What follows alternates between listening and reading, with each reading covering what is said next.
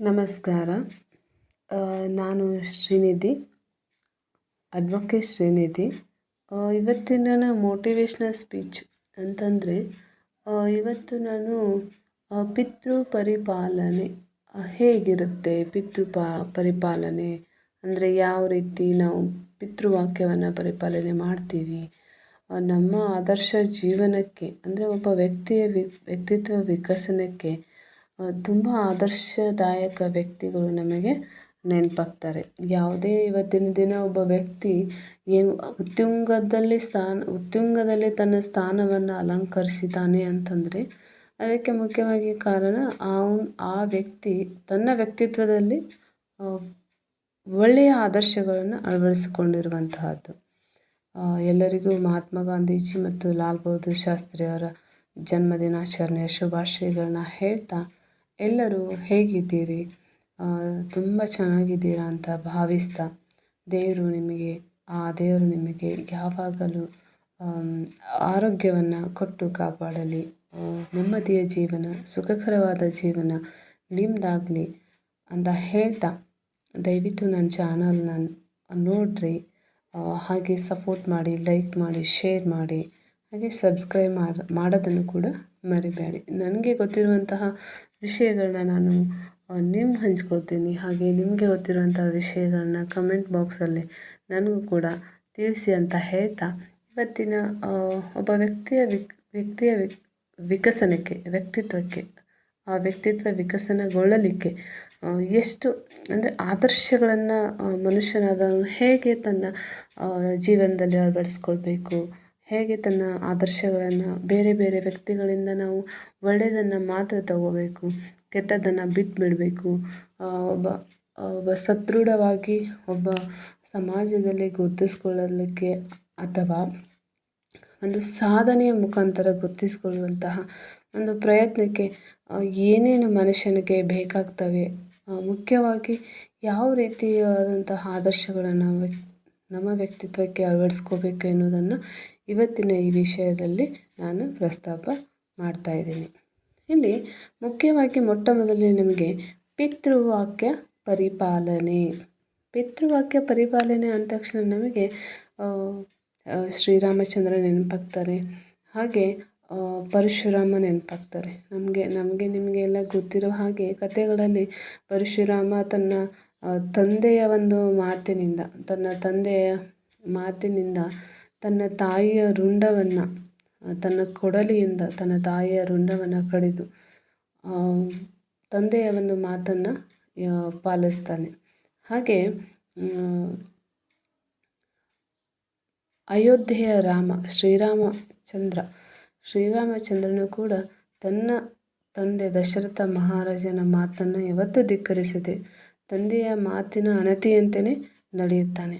ಆದರೆ ಅದೇ ರೀತಿಯಾಗಿ ನಾವು ಇವತ್ತಿನ ದಿನ ಪರಿಪಾಲನೆ ಮಾಡಿರುವಂತಹ ಪಿತೃವಾಕ್ಯವನ್ನು ಪರಿಪಾಲನೆ ಮಾಡಿರುವಂತಹ ಇತಿಹಾಸದ ಪುಟದಲ್ಲಿ ನೆಲೆಸಿ ಹೋದಂತಹ ಅಜರಾಮರವಾಗಿ ಉಳಿದಿರುವಂತಹ ಸಾಮ್ರಾಟ್ ಅಶೋಕ್ ಮಹಾರಾಜರ ಮಗ ಕುನಾಲ್ ಎಂಬುವರ ಬಗ್ಗೆ ಇವತ್ತು ನಾವು ಇಂತಹ ಆದರ್ಶಗಳನ್ನು, ತಂದೆಯ ಒಂದು ಪರಿಪಾಲನೆಯನ್ನು ತನ್ನ ವ್ಯಕ್ತಿತ್ವದಲ್ಲಿ ಹೇಗೆ ಅಳವಡಿಸ್ಕೊಂಡಿದ್ರು ಎಂಬುದನ್ನು ನಾವು ಇವತ್ತಿನ ದಿನ ಪುಟ್ಟ ಕಥೆಯೊಂದಿಗೆ ನೋಡೋಣ.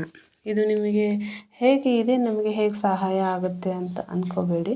ಯಾಕಂತಂದರೆ ನಮ್ಮ ಜೀವನದಲ್ಲಿ ಆದರ್ಶದಾಯಕರು ನಮಗೆ ತಂದೆ ತಾಯಿಗಳು ನಮ್ಮ ಆದರ್ಶದಾರರು, ನಮ್ಮ ಗುರುಗಳು ನಮ್ಮ ಆದರ್ಶದಾರರು.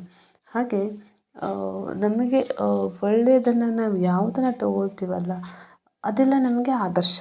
ನಮ್ಮ ಒಂದು ವ್ಯಕ್ತಿತ್ವ ವಿಕಸನಕ್ಕೆ ಅದೊಂದು ಆದರ್ಶ ಅಂತ ನನ್ನ ಒಂದು ಒಪಿನಿಯನ್ನ ಹೇಳ್ತಾ ಇದ್ದೀನಿ. ಇಲ್ಲಿ ಸಾಮ್ರಾಟ ಅಶೋಕನಿಗೆ ಒಬ್ಬ ಹಿರಿಮಗ ಕುನಾಲ್ ಅನ್ನುವಂಥ ಒಬ್ಬ ಹಿರಿಮಗ ಇರ್ತಾನೆ. ತುಂಬ ಸುಂದರ, ಗುಣವಂತ ಇರ್ತಾನೆ.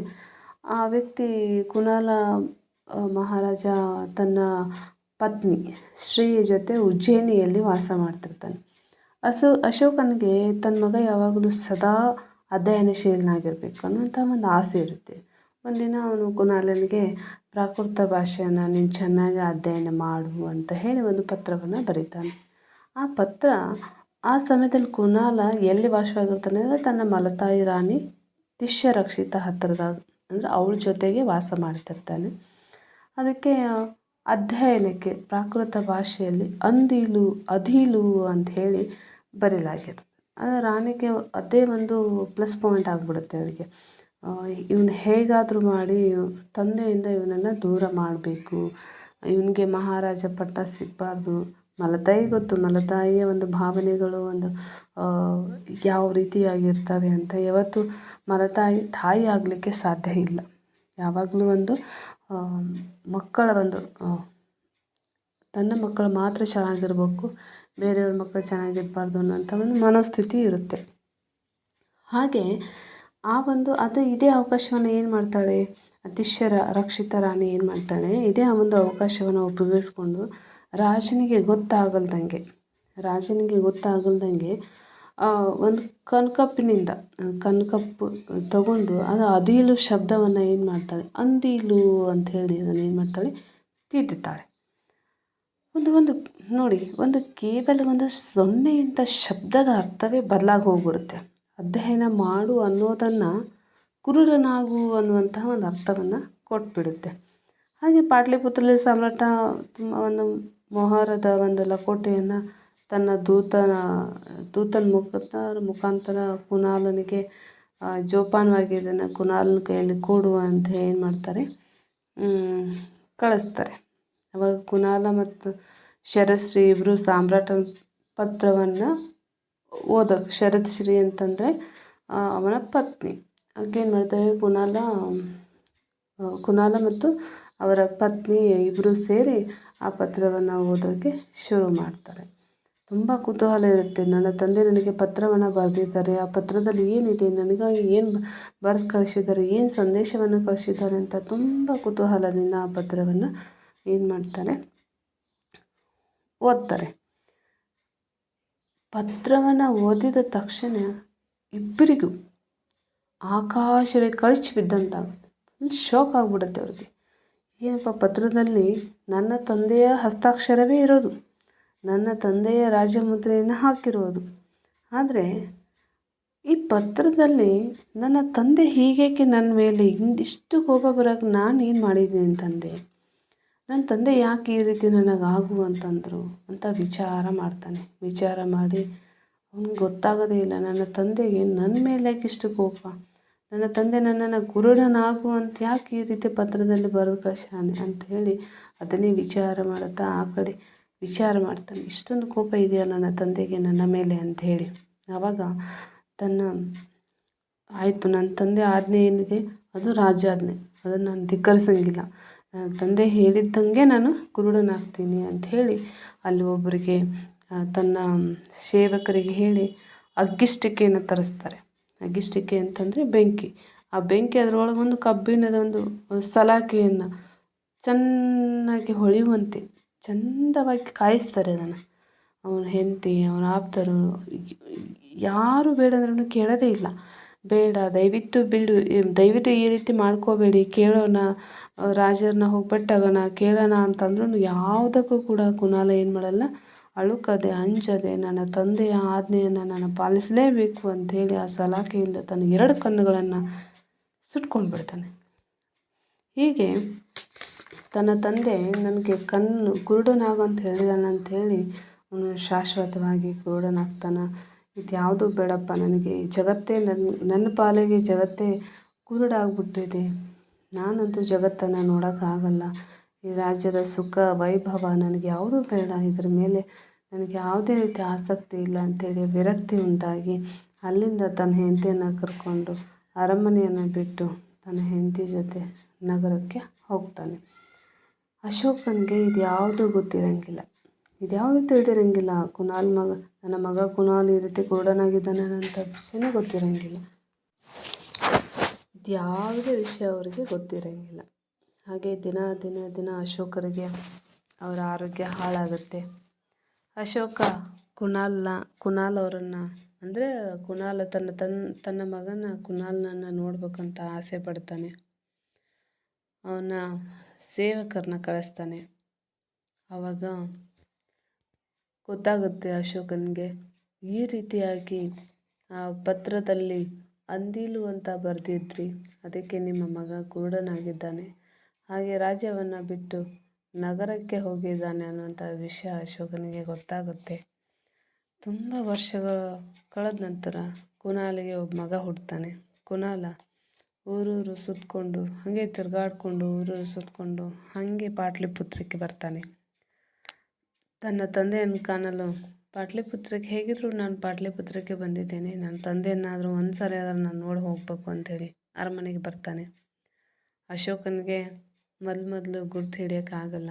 ಆಮೇಲೆ ನಾನಪ್ಪ ನಿನ್ನ ಮಗ ಕುನಾಲ್ ಅಂತ ಅಂದಾಗ ಅಶೋಕನಿಗೆ ಗುರ್ತು ಸಿಗುತ್ತೆ.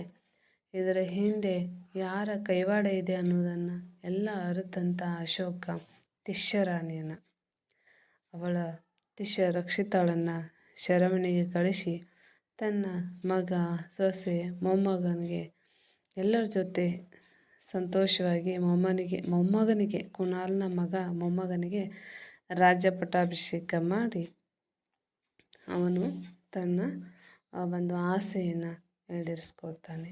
ಹಾಗೆ ಆ ತಂದೆಯ ಮಾತು ಮಗನಿಗೆ ಇಲ್ಲಿ ವೇದವಾಕ್ಯ ಅಂತ ಹೇಳ್ಬೋದು.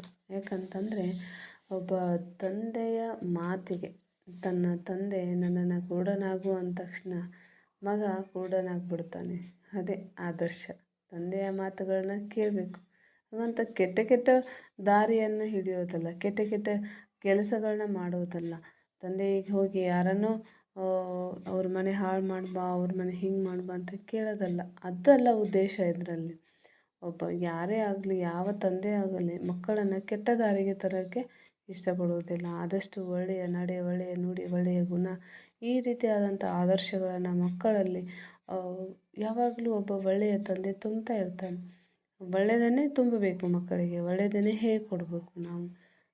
ತಂದೆ ತಾಯಿಗಳ ಮಾತನ್ನು ಮಕ್ಕಳು ಕೇಳೋ ಹಾಗೆ ಆ ಮಕ್ಕಳು ನಾವು ಯಾವ ರೀತಿಯಾದಂತಹ ಬೀಜವನ್ನು ನಾವು ಭೂಮಿಯಲ್ಲಿ ಯಾವ ರೀತಿಯಾದ ಬೀಜವನ್ನು ಹಾಕಿ ಅದಕ್ಕೆ ಬೇಕಾದಂತಹ ಗೊಬ್ಬರ ಮತ್ತು ನೀರುಗಳನ್ನು ಹಾಕಿ ಬೇಕಾದಂಥ ಸಮಯದಲ್ಲಿ ಅದಕ್ಕೆ ಸಪೋರ್ಟ್ ಕೊಟ್ಟು ಅದನ್ನು ಒಂದು ಚಂದದ ಗಿಡವನ್ನಾಗಿ ಬೆಳೆಯಲು ನಾವು ಹೇಗೆ ಅದಕ್ಕೆ ಸಹಾಯ ಮಾಡ್ತೀವೋ ಅದೇ ರೀತಿ ಮಕ್ಕಳ ಒಂದು ಮನಸ್ಥಿತಿಗೆ ಒಳ್ಳೆಯ ಸಂಸ್ಕಾರದಂಥ ಬೀಜವನ್ನು ಹಾಕಿ ಆದರ್ಶವಾದಂಥ ಆದರ್ಶಗಳನ್ನು ಗೊಬ್ಬರವನ್ನು ಹಾಕಿ ಒಳ್ಳೆಯ ನಡೆ ನುಡಿಗಳನ್ನು ನೀರನ್ನು ಹಾಕಿ ಒಳ್ಳೆಯ ನಡೆ ನುಡಿಯನ್ನು ನೀರನ್ನು ಹಾಕಿ ಈ ರೀತಿಯಾಗಿ ನಾವು ಮಕ್ಕಳನ್ನು ಬೆಳೆಸಿ ಈ ದೇಶಕ್ಕೆ ಒಂದು ದೊಡ್ಡ ಕೊಡುಗೆಯನ್ನು ನೀಡಬೇಕನ್ನೋದೇ ನನ್ನ ಆಶಯ. ಹಾಗೆ ನಿಮ್ಮ ಆಶಯ ಅದೇ ರೀತಿ ಇದೆ ಅಂತ ತಿಳಿದು ಈ ಒಂದು ವಿಡಿಯೋಗೆ ನಾನು ಸ್ಟಾಪ್ ಇಡ್ತಾ ಇದ್ದೀನಿ. ಮತ್ತು ಮುಂದಿನ ವಿಡಿಯೋದಲ್ಲಿ ಒಂದು ಸುಂದರವಾದ ಕಥೆಯೊಂದಿಗೆ ನಿಮ್ಮನ್ನು ಸಂಪರ್ಕ ಮಾಡ್ತೀನಿ. ಧನ್ಯವಾದಗಳು.